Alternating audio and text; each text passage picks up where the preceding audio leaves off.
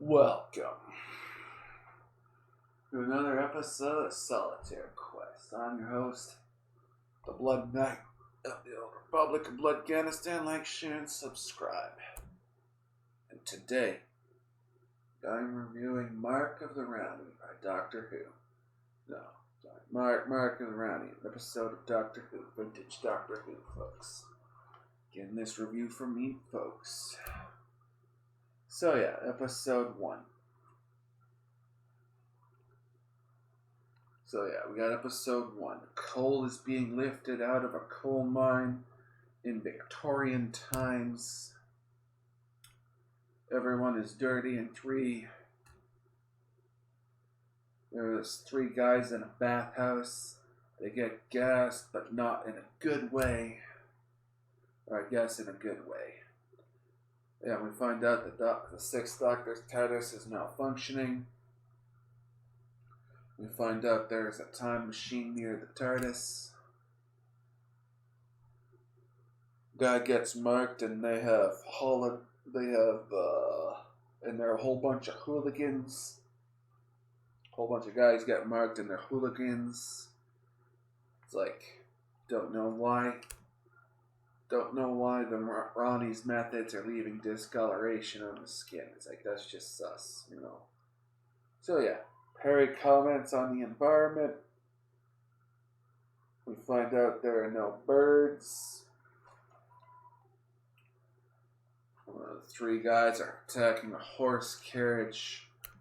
The doctor finds the mark. George Stephenson is important.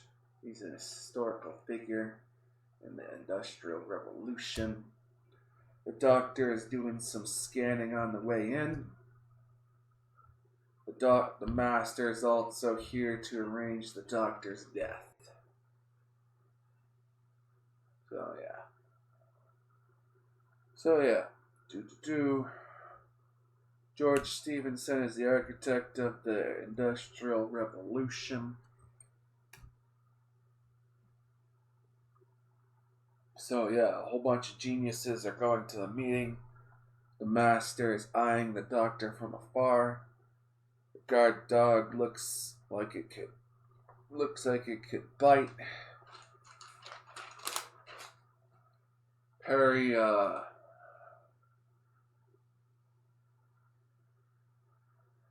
wonders why the dog is spooked.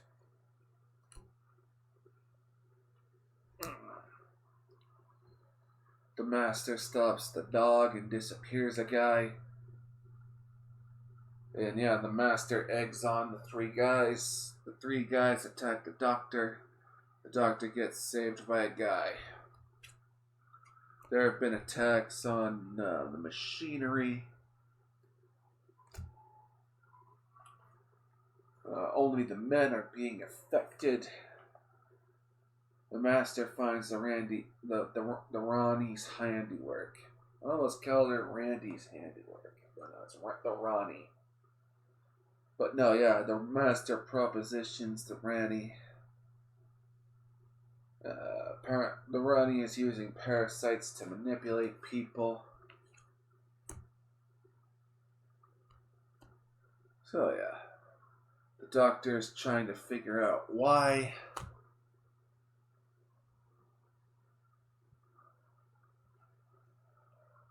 So yeah, there's a chemical in the human mind that Rani wants. The chemical prevents people from sleeping.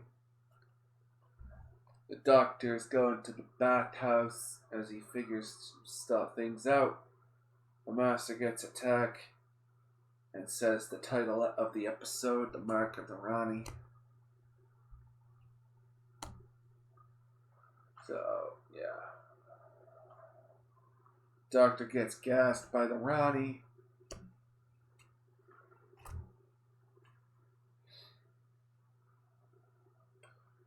And yeah, the doctor's mind is still a bit mixed up.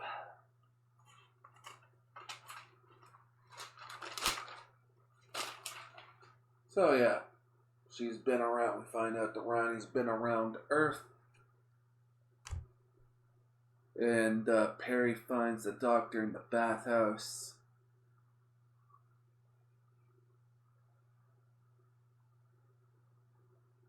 So yeah.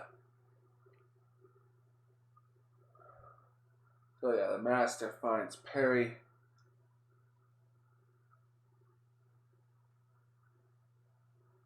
And we've got this quote. It's like, snuff the candle. I don't know why I wrote that. The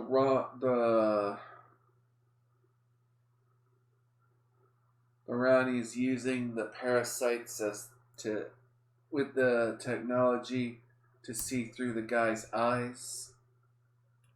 The master is going for the TARDIS.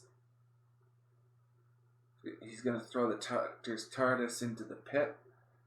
The doctor's put in a minecart and is going into the pit.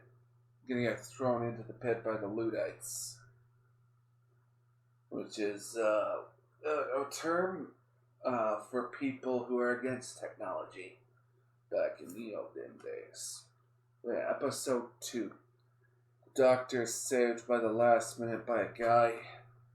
The doctor is actually saved by George Stevenson.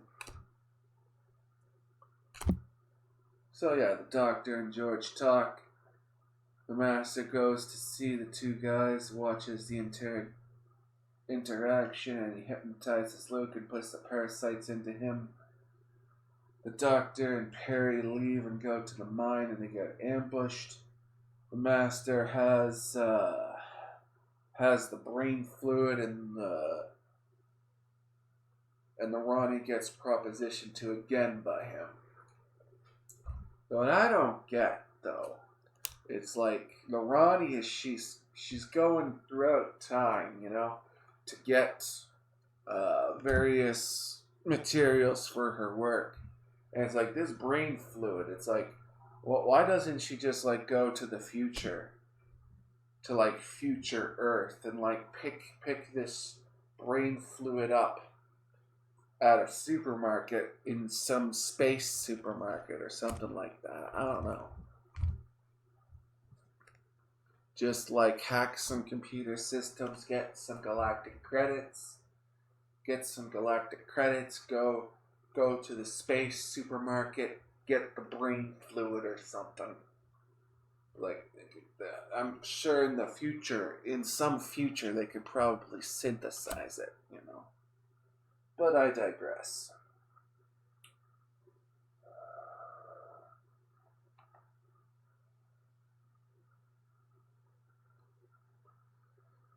So yeah.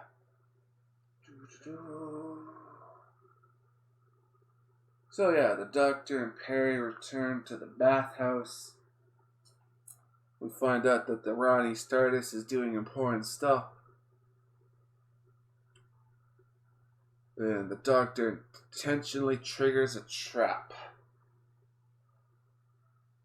And then they enter the Rani's TARDIS. The Rani's TARDIS activates and moves the TARDIS by remote control. The doctor fiddles with the Rani's TARDIS. The guy who runs the mines finds Perry. George Stevenson's orders Luke to get the gun. Luke is out of it. The men have been robbed of sleep. It's like the Rani is setting up mines. And Perry is gonna go get some herbs. Rani figures out the master put the TARDIS off course. The doctor ambushes the Rani and the master. Luke gets blown up in a mine explosion and gets turned into a tree.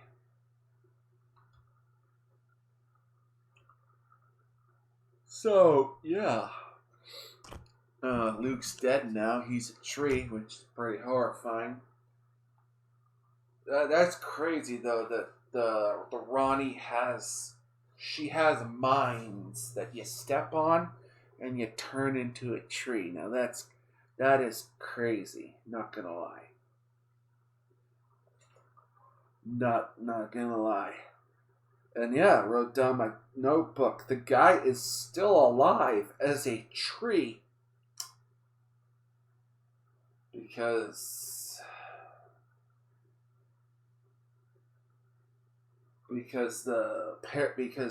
he moves the tree branch, his tree limb, to hold back Perry.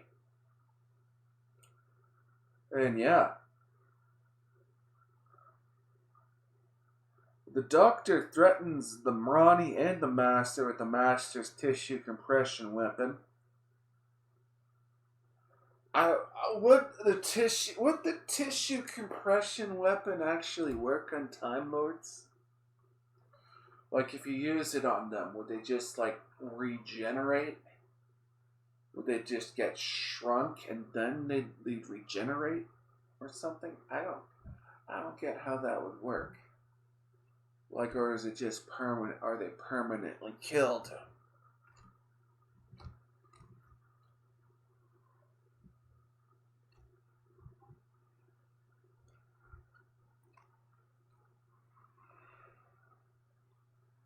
So yeah, people are moving into the minefield. The Master tries to hypnotize Perry but fails. Two guys hit the mine as they were. Two guys hit more of these mines as they were holding up the Doctor. And the Doctor finds out that there's a mine underneath him. So yeah, the Doctor escapes out of that. The Doctor finds Perry and the Rani. Find out they used a tablet on Perry. There is a cave, and the Master and the Rani escape. Rani discovers the Doctor's sabotage as the TARDIS accelerates to the edge of the universe, and a baby T-Rex starts to grow from a time spillage. The Doctor has the brain fluid. They get the brain fluid to the people who need the brain fluid in order to sleep, and then the Doctor and Perry leave the TARDIS. So yeah, I like this episode. It's like the Sixth Doctor, it's like he's got that dark edge to him, you know? He's got that dark edge to him. And it's like, I think if, it's like he's definitely, it's like he's, I think what is the most off-putting of the Doctor, of the Sixth Doctor, I think it's the coat. It's like, I think set design, it's like costume design wise, it's like they were doing too much with the coat. Should have just made it like, I think they originally wanted to do a leather jacket with him, or maybe like do a more simpler coat. But I think that's one of the big things that was off-putting to the Doctor, you know. But no, yeah, definitely the Doctor's hardcore in this. I like it. I like this dark edge. Underrated if you ask me. Underrated. From what I've seen of the Sixth Doctor, it's like, yeah, it's definitely a sleeper hit, you know. So anyway, I'm your host, the Blood Knight of the Old Republic of Bloodganistan. Like, share, and subscribe. Peace out, folks. Peace. Keep your stick on the ice and your cards on the table. Peace.